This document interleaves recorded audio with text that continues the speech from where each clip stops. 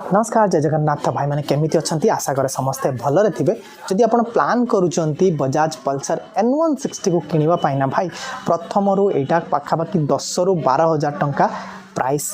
खसी जारी भाई यहाँ प्रथम आप 1,65,000 ରୁ 1,67,000 पाखापाखि दौले से एवं तलू आसी 1,53,000 ରୁ 1,55,000 पाखापाखि ये गाटा आप पाइबे सहित fully LED setup LED projector headlamp LED blinker LED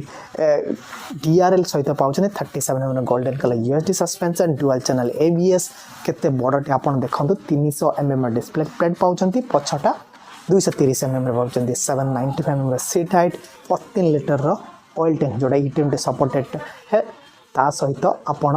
154 kg corvette आपन को मीटर कंसोल्टा भी टिके देखे दउची आपन फुल्ली डिजिटल ले पाउचंती जोड़ा ब्लूटूथ कनेक्टिविटी सहित पाइबे ओडोमीटर ट्रिपी सब जिनस आपन एटी चेकआउट करि पारिबे गियर इंडिकेटर पाउचंती मोटा मोटा अक्षर स्पीडोमीटर पाउचंती बाकी आ गोटे कथा हम कहि होची जदी एकाटर फुल रिव्यू आपन देखबा पाइन चाहउचंती तो हमर मेन चैनल